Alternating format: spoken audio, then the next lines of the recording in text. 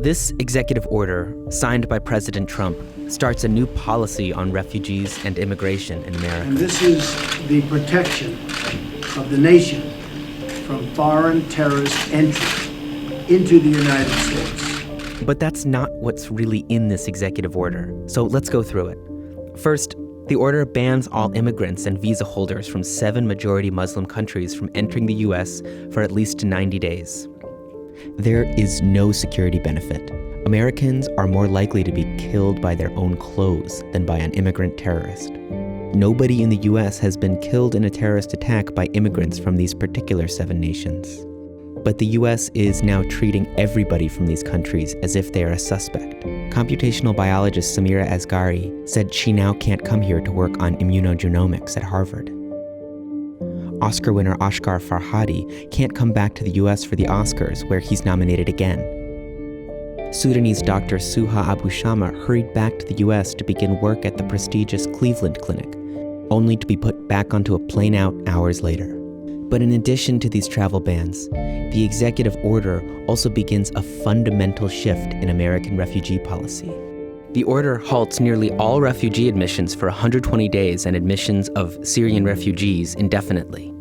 And it says in the future, refugees will only be admitted from countries that have sufficient safeguards in place to ensure the security and welfare of the United States. This is the opposite of how the U.S. has defined refugees in the past. People fleeing persecution and violence that their own governments cannot or will not protect them from. And this comes at a time when the world faces its biggest refugee crisis since World War II. 1 in 122 people worldwide are displaced. And those fleeing the largest humanitarian emergency of our time, the Syrian civil war, are the ones singled out by Trump for harsher restrictions. If you're worried about U.S. terrorist attacks like 9/11, San Bernardino, or the Orlando Pulse shooting, this order would have prevented exactly none of them. But there is an exception for some kinds of refugees. As it relates to persecuted Christians, do you see them as kind of a priority here? Yes. You do? Yes, they've been horribly treated. The U.S. will allow members of religious minorities in the individual's country of nationality during the 120-day ban and prioritize them thereafter. Do you know, if you were a Christian in Syria, it was impossible, at least very tough to get into the United States. If you were a Muslim, you could come in. But if you were a Christian, it was almost impossible. In fact, half of refugees in the past 2 years were Christian. Refugees from Syria reflected the country's religious composition, almost entirely Muslim. But all this aligns with Trump's anti-Muslim promises throughout the campaign. Donald J. Trump is calling for a total and complete shutdown of Muslims entering the United States. Trump spoke about taking an America First approach at his inauguration. From this day forward, it's going to be only America first. America first. This executive order shows how much that vision aligns with the original America First movement. That movement sought American isolationism too. They were against American intervention in World War II. That attitude resulted in the infamous decision in June 1939 to turn away the St. Louis. That ship had 937 Jewish refugees aboard, fleeing another hostile government, Hitler's.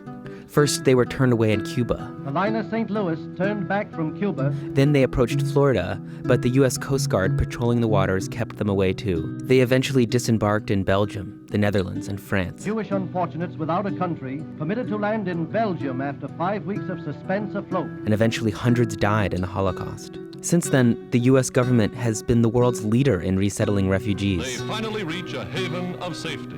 The State Department website still brags about it, claiming 3 million refugees resettled around all 50 states since 1975. And the Statue of Liberty bears these goals too. A plaque on the side of the pedestal reads, "Give me your tired, your poor, your huddled masses yearning to breathe free, the wretched refuse of your teeming shore. Send these, the homeless, tempest-tossed to me. I lift my lamp beside the golden door." America hasn't always lived up to these lofty goals. But since World War II, we've lived in an era where the diversity of who gets to come to the United States has gone up and up.